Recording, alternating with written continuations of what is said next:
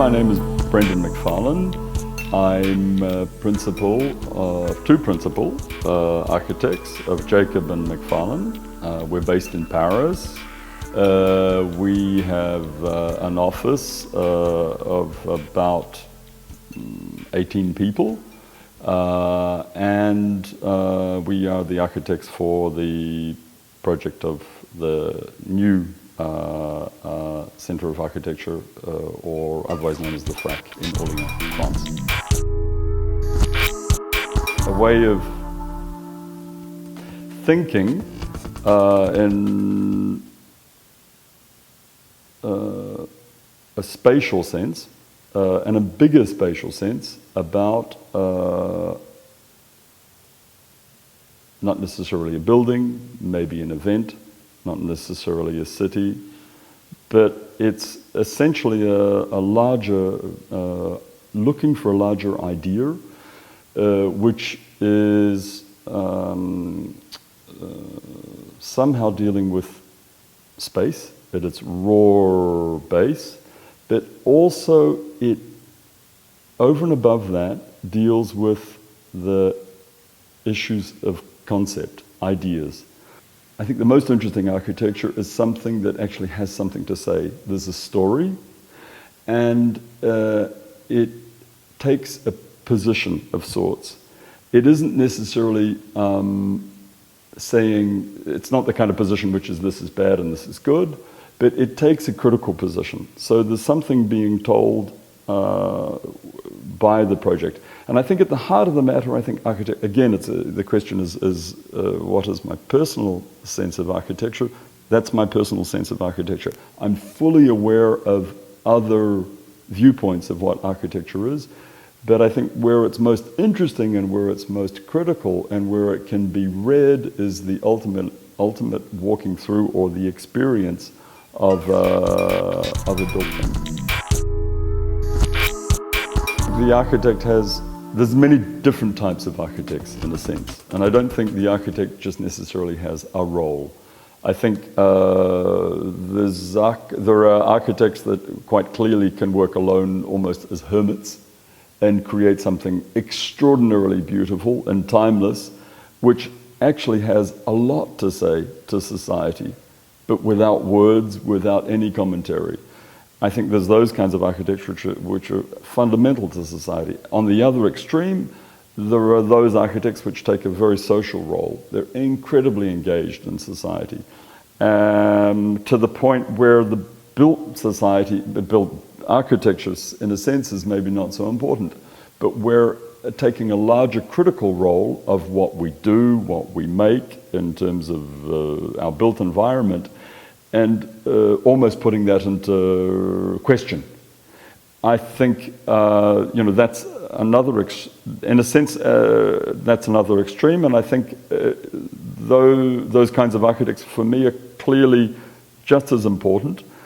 But in a sense, it takes many different. I'm giving two examples, but I think it takes many different architects to make a role or roles of architecture. It's certainly not just one, and it doesn't take. And I don't believe, in a sense, that you can do all of it.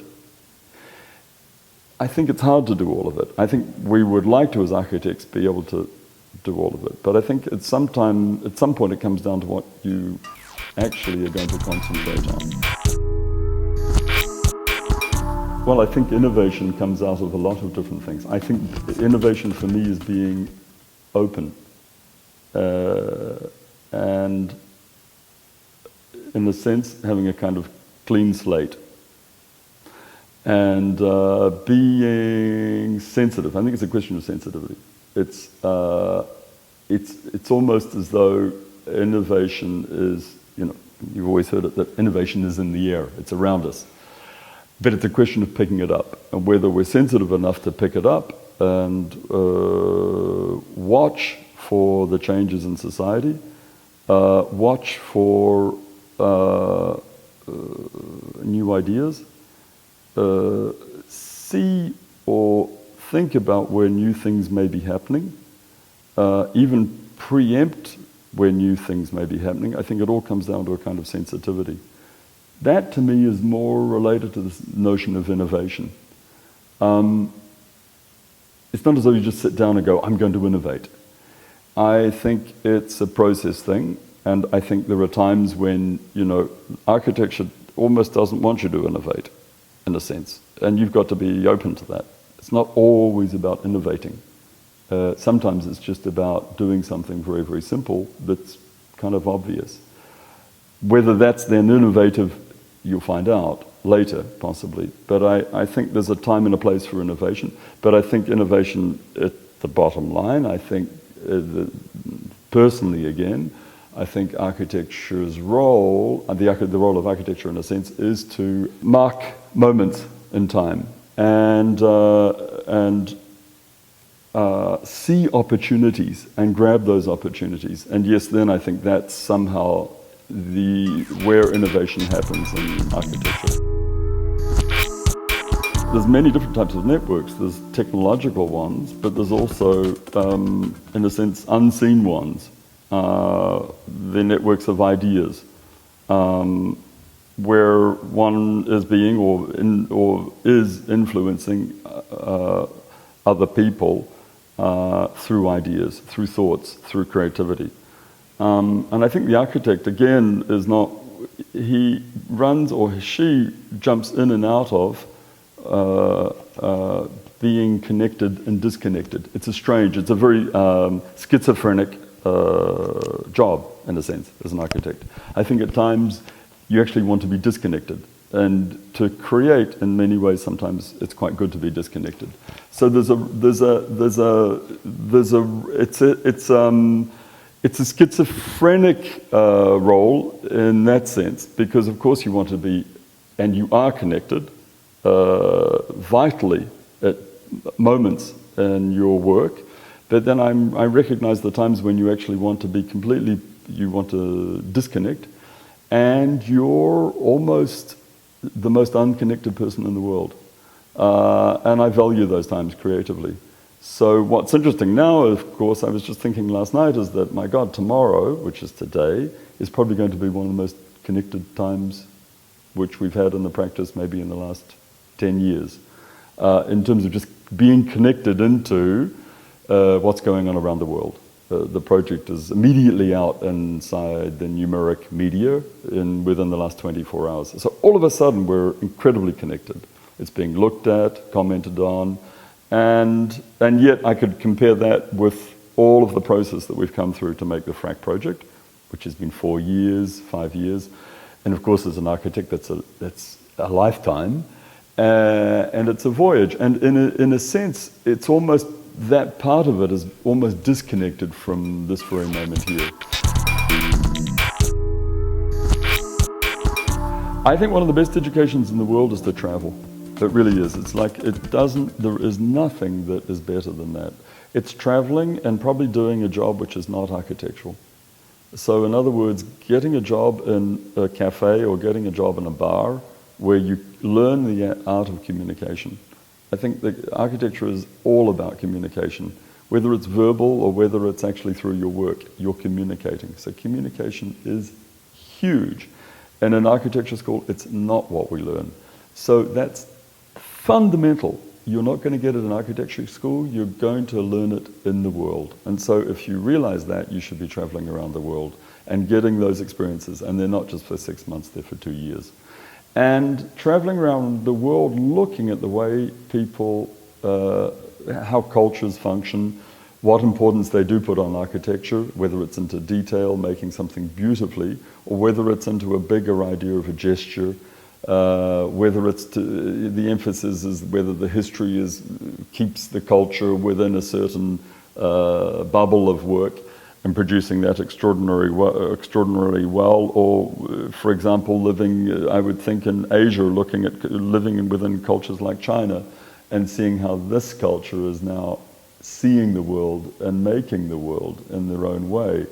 And absorbing the world. So I think there's fundamental experiences that way, which I can see as, if I repeat it again, I would absolutely make myself do that.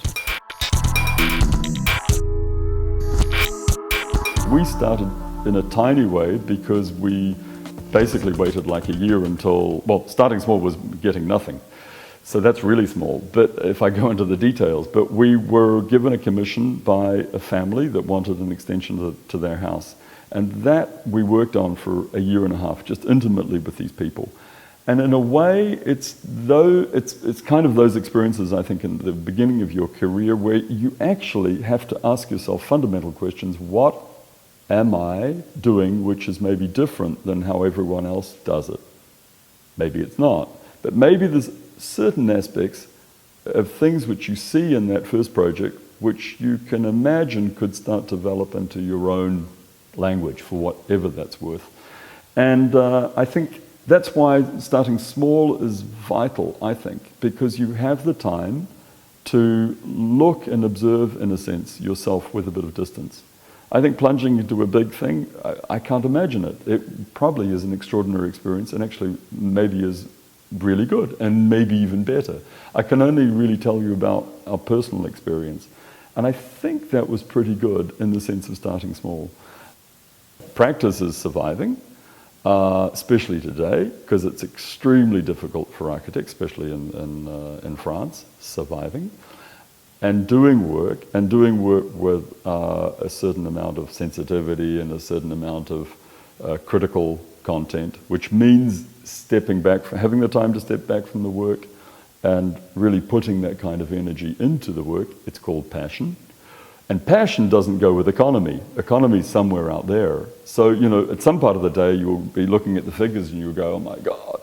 And another part of the day, you'll just have to dump all of that stuff and work passionately on your work. And I would say one thing which I think is really vital over the years is that somehow you survive. You always survive. You know, touch wood, there's not much wood, but anyway, you always survive because I think passion is the thing that has to run the whole engine. It cannot be money, it's got to be passion, because if you're concentrating on your ideas and you're excited, of course excitement is up and down because some days you're completely depressed and other days you're completely up. But generally, if you take a sort of middle road, look at the whole thing, it's called passion, it's called energy, it's called excitement, and that's the thing that keeps you running and stimulates. And I am a firm believer that the economy falls into place.